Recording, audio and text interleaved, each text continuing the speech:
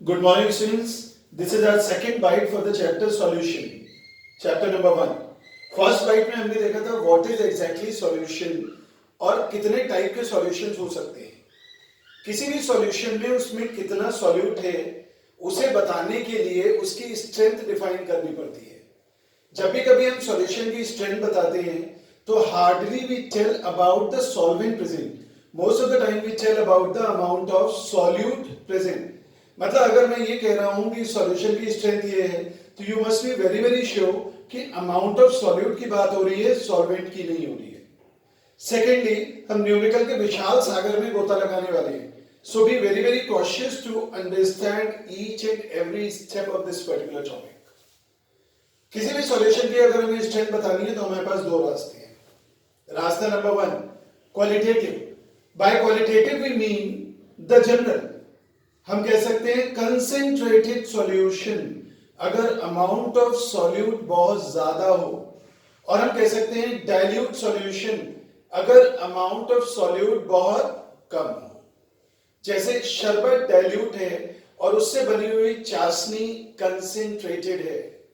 अगर हम solute dissolve करना शुरू कर रहे हैं दैट सिंपली मींस हम डाइल्यूट टू कंसेंट्रेटेड की तरफ जाना शुरू कर रहे हैं.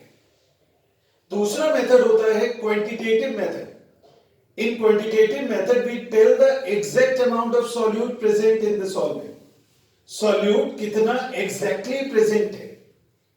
पहला quantitative method है percentage weight by weight method. इस वाले मेथड को हम लोग mass percent भी कहते हैं. इसमें दो W दिख रहे हैं बच्चों. percentage W by W. पर वर्ड का मतलब होता है divided by और cent means 100 divided by 100. 20% मतलब 20 divided by 100. ऊपर वाला W सॉल्यूट को रिप्रेजेंट करता है, नीचे वाला please take care, please take care, please take care solution को रिप्रेजेंट करता है. सो व्हेन आई से 20 upon 100 I mean to say 20 gram of solute is dissolved in 100 gram of solution.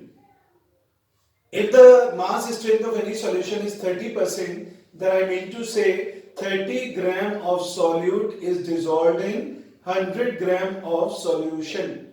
But the solution contains solute as well as solvent. तो अगर solution में से solute का weight minus कर दें तो बच जाएगा weight of solvent.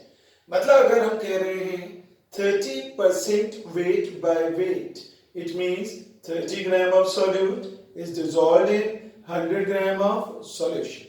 Or 30 gram of solute is dissolved in 100 minus 30 comes out to be 70 gram of solvent.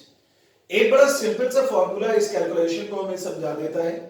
Percentage weight by weight is equal to weight of solute upon weight of solution. यहाँ पे बच्चों बहुत ध्यान रखेंगे. Normally it happens कि denominator में weight of solution की जगह कैलकुलेशन में हम वेट ऑफ सॉल्वेंट लिख देते हैं into 100.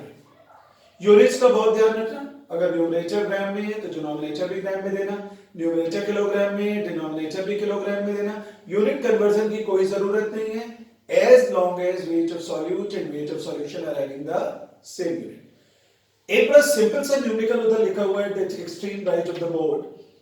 If 40 gram of NaCl is dissolved in 160 gram solvent, what is the mass percent? हम फॉर्मूले पे वापस लौटेंगे. वेट ऑफ सॉल्यूट हम कितना रखेंगे? वेट ऑफ सॉल्यूट हम रखेंगे 40 और वेट ऑफ सॉल्यूशन कितना रखेंगे?